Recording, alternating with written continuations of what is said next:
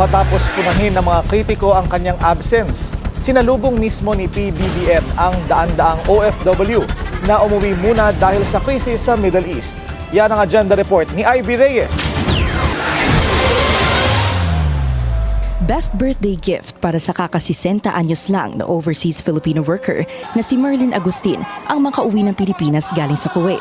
3 taon na siyang domestic helper doon, pero nang magsimula ang giyera sa Iran 4 weeks ago, nagbitiw agad siya sa trabaho. Opo, hindi po ako makatulog po talaga dahil po pag matulog po ako, ang lakas po ng pasabog. Talaga totoo po yan. Kaya po sinabi ko sa amo ko na uwi na lang ako. Gusto raw sana niya makaipon bilang OFW sa Middle East pero hindi na raw siya makatulog sa ingay ng palitan ng airstrikes. Sa kanyang kwarto, dinig na dinig daw ang mga bomba kaya't wala na rin daw siyang planong bumalik pa sa Kuwait. Kasi naanuhan na ako ng phobia po. Baka po kasi po naglilinis po ako sa labas nakita ko talaga yung usok. Ang akala ko matamaan ako, tumakbo kaagad ako sa loob ng bahay. Ang 24-year-old na si Alicia Panghilina naman, isang buwan pa lang sa Kuwait, napauwi rin dahil sa gera. Kasi po, nung nandun po ako sa Qatar, yun nga po, nung may nagaganap na pagsabog po doon, may times po na nawawalan na pong pag-asa, baka yung hindi na po kami makauwi dahil wala pong flight sa Qatar Airways.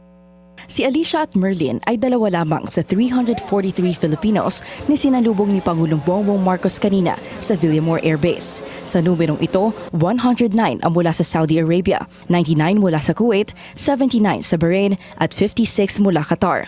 Billeted muna sa isang hotel ang mga OFW na patungo sanang Visayas at Mindanao pero wala pang nakukuhang flight. Ngayong araw naman ang hatid sa mga taga Luzon. Sa mga susunod na araw, nasa 1,200 repatriates pa raw ang inaasahan ng Department of Migrant Workers, karamihan galing sa United Arab Emirates. Kaya ang susunod na pang-5 chartered flight ng Pilipinas magmumula sa UAE. Para sa agenda, Ivy Reyes, Billionaire News Channel.